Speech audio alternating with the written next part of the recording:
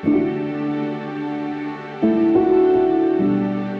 पहाड़ अपने पे यूं ओढ़े हुए बर्फ की सफेद चादर। मनाली से बस कुछ मिनट दूर ही ये खूबसूरत विलेज है जिसे इग्लू विलेज ऑफ इंडिया भी कहा जाता है। इस बार का हमारा सफर बस स्नोफॉल को ढूंढने निकलने का था, जिसे ढूंढते हम इतनी सुंदर जगह पहुंच गए। तो ये सफर कुछ यूं रहा।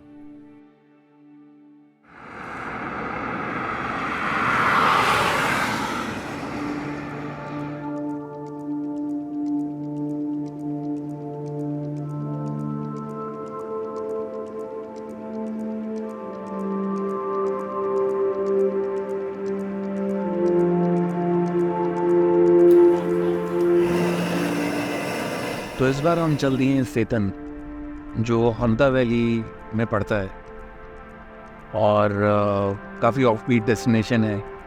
ज़्यादा सुना नहीं है उसके बारे में। आज दिन थोड़ा सा ज़्यादा हेक्टिक था क्योंकि सुबह 5 बजे से एक शूट कर रहे थे और शाम को 7 बजे वो शूट ख़त्म हुआ। और यहाँ हम अभी सेतन के लिए निकल गए। पूरी रात ड्राइव करने के बाद हम सुबह हंता वैली पहुंचेंगे। अभी 9 बज रहे हैं रात के। मेरे ख्याल से शायद सुबह हो जाएगी जब तक हम सेतन पहुंचेंगे।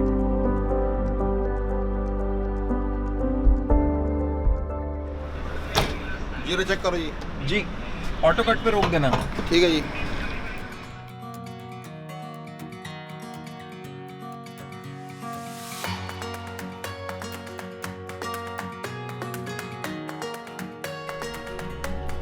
अभी आधा भी नहीं आया रास्ता, 12 बज रहे हैं। सड़क पे ट्रैफिक होने की वजह से जीपीएस ने ये खेतों के बीच में से डाइवर्ट कर दिया।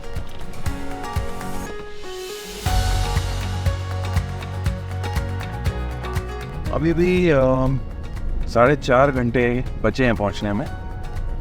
9:30 बजे तक हम सेतन पहुंच जाएंगे। देखते हैं कि वहाँ स्नोफॉल मिलती है कि नहीं।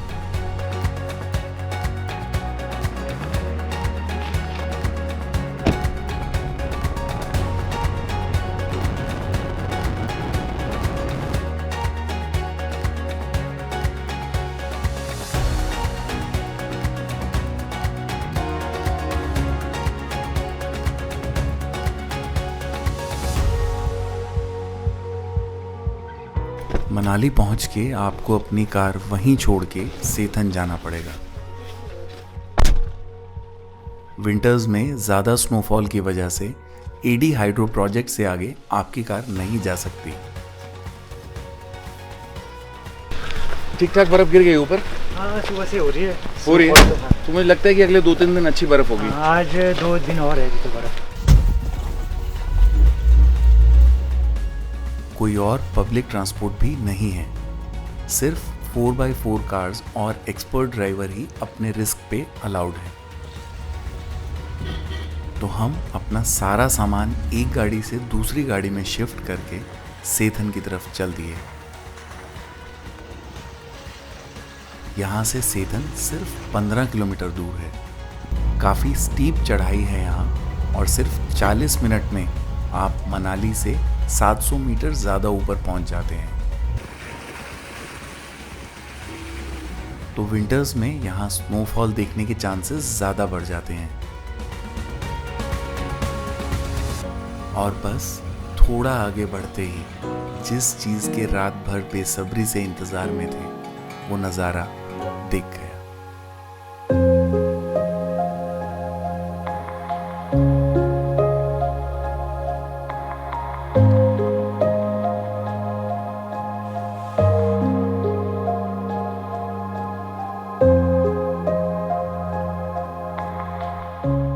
स्नोफॉल होनी शुरू हो गई। आने से पहले सारी वेदर की रिसर्च करी हुई वर्थ हो गई। चारों तरफ पहाड़ बर्फ से ढके जा रहे थे। रुई की तरह गिरती स्नो को बस देखते रहने का मन कर रहा था और ये भी नहीं पता था कि अगले 3 दिन ये स्नोफॉल रुकने भी नहीं वाली।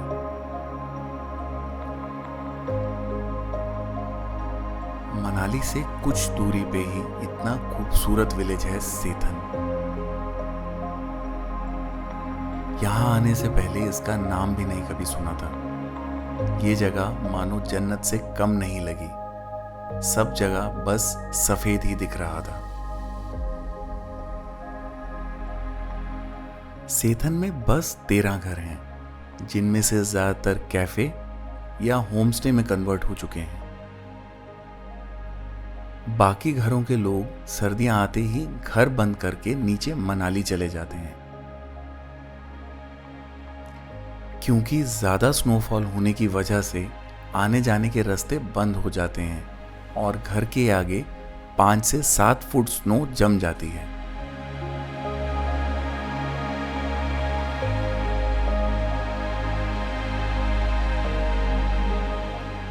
सेथन स्नोबोर्डिंग के लिए भी बहुत फेमस है।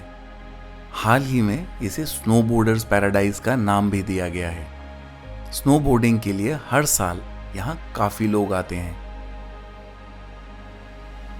और यहाँ के लोकल्स भी मनाली से ऊपर यहाँ स्नोबोर्डिंग के मजे लेने पहुंच जाते हैं।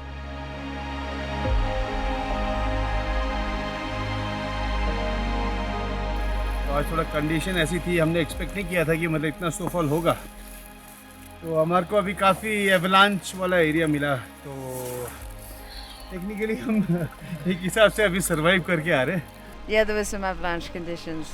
Small, we didn't go up high, but yesterday was a melt freeze crust and then like 1 foot of fresh snow on top. But it's fun. We learn a lot anyway. बचपन से हमने बर्फ़ देखा है, तो हमने पहले हम लोग जो स्की करते थे वो इतनी एडवांस स्की नहीं होती थी। तो हम लोग क्या करते थे, लकड़ी लेते थे, 100 मील की चेन होती थी, उसको आरी को काटते थे, उसको लगाते थे, या कोई प्लास्टिक की पाइप हो उसको लगाते थे हम लकड़ी के बेस पे। तो यूजुअली वहाँ से हमने स्टार्ट किया। फिर धीरे धीरे हमें पता चला, आगे लोग करते गए, बाहर से धीरे धीरे इक्विपमेंट्स आने शुरू हुए, तो उसके बाद जो है ये स्पोर्ट डेवलप होता गया। आज तो स्नोबोर्डिंग नहीं देख पाए, कल फिर कोशिश करेंगे। शाम होते होते ये स्नो ब्लू आर में और अलग दिखने लगी। नजारा पूरा बदल गया।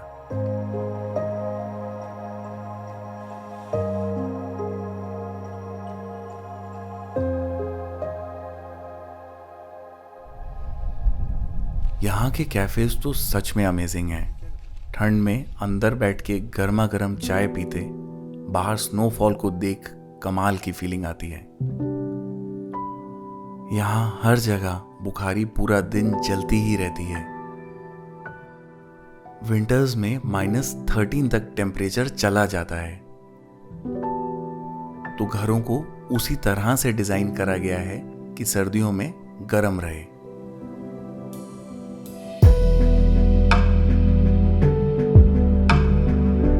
मड हाउस का जो ये कॉन्सेप्ट होता है कि गर्मियों में ठंडा, सर्दियों में गर्म, उसके बारे में can we go and see that? हाँ, मैं दिखाता हूँ आपको। बाकी अभी ये जो लेयर है, इस पे मैंने 3 लेयर लगा चुका हूँ मड हाउस का। ये बाकी अभी इस पे एक चौथा लेयर लगना बाकी है, जिसमें ये क्रैक्स भर जाएंगे, और एक बार जैसे क्रैक्स भर जाएंगे तो फिर ये और ज़्यादा गर्म हो जाएगा। और ये अभी फाइनल स्टेज में फिर और जो तीसरा जो लेयर लगेगा इसमें। और सेम टाइम मैं आपको दिखा देता हूँ, ये जो हमारा बुखारी है, और इस बुखारी की खासियत ये है कि मतलब जब आपके कैफ़े में जब ज़्यादा लोग होते हैं तो ये एक बुखारी मतलब पूरे कैफ़े को गर्म करता है। बेसिकली जैसे हम लोग तंदूर कहते हैं ना, तंदूर जिसमें खाना बनता है, बट उससे कंपेयर करें तो इसमें ज़्यादा हीट रहती है। ये काफ़ी मल्टीपर्पज़ होता है, इस पे आप ऊपर कुछ बना भी सकते हैं। इस पे जैसे हम पानी गर्म कर सकते हैं या कुछ भी उबाल सकते हैं, जैसे दाल, या आपको दिखाता हूँ, ये देखिए, पर इसी लकड़ी बहुत ज़्यादा है इसमें, तो ये है इसकी खासियत। हमारे जो गांव में पहले तो जब रोड नहीं था, लोग खेतीबाड़ी ही करते थे और गर्मियों में आते थे, सर्दियों में अपने नीचे दूसरे वाले घर में चले जाते थे। और सबके मतलब घर नीचे प्रेनी में है, कहीं के मतलब सबके अल्टरनेटिव है उनके पास घर, तो सिर्फ गर्मियों में ही यहाँ पे लोग रहते थे। यहाँ के लोगों से सुकून भरे कुछ पल बातें करके पूरे दिन स्नोफॉल के नज़ारे देख के वक्त निकल गया। आज के पूरे दिन की काफ़ी थकान हो गई। देखते हैं कल वेदर क्लियर मिलता है या और ज़्यादा फ्रेश स्नो।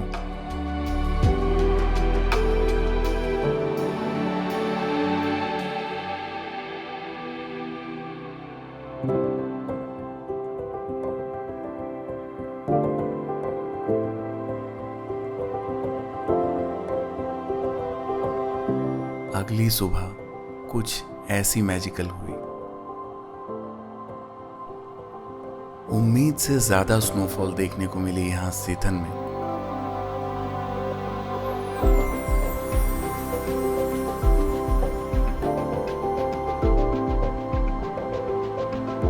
ऐसा लगा कि लोगों की सुबह यहां थोड़ी देर से होती है, पर पता चला कि घर में उठ के सुबह लकड़ी जलाने, पानी गर्म करने और भी बहुत से काम में लोग लगे होते हैं, तो बाहर निकलते नहीं। निकलते हैं तो सबसे पहले घर के सामने गिरी हुई बर्फ हटाने।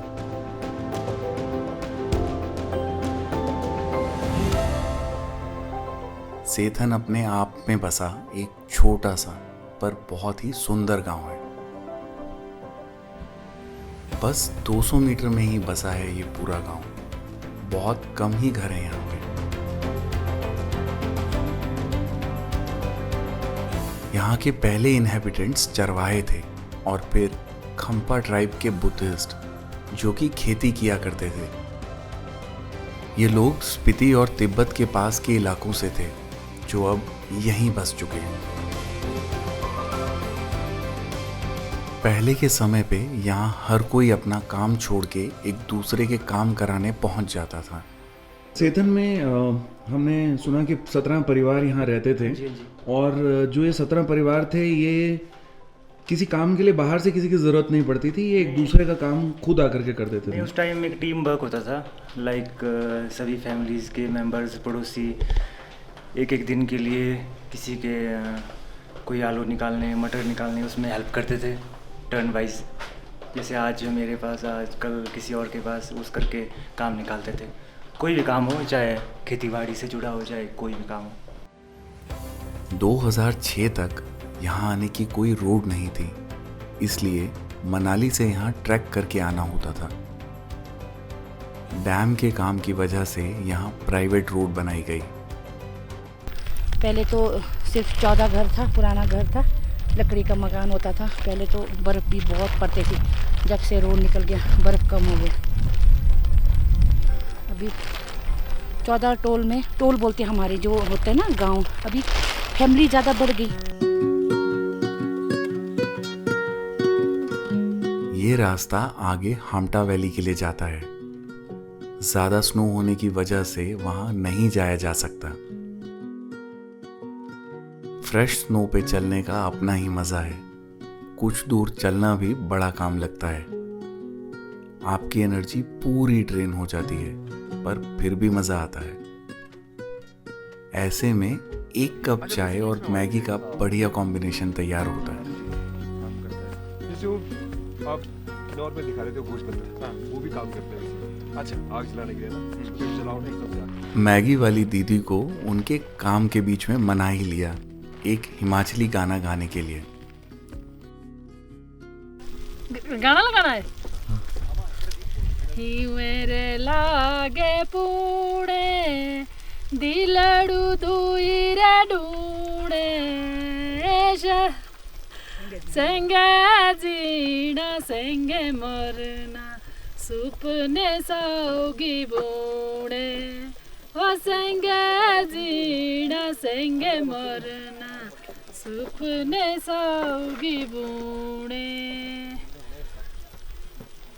नीरे मेंढरी पिपड़ी सदा हरी री हरी नीरे मेंढरी पिपड़ी सदा हरी हरी किताब बसना लुड़ बड़ान देवे किता नशण मोरी ओ किताब बसना लुड़ बड़ान देवे किता नशण मोरी। यहाँ के लोगों को काफ़ी स्ट्रगल और मेहनत करनी पड़ती है, पर फिर भी उन्हें हमेशा खुश और हंसते ही देखा। मौसम पल पल बदल रहा था, कभी हेल स्टॉर्म, कभी स्नोफॉल तो कभी बारिश। वापसी में अपना लक फिर से ट्राई किया और आज वेदर कंडीशन फेवरेबल होने की वजह से स्नोबोर्डिंग देखने को मिल ही गई।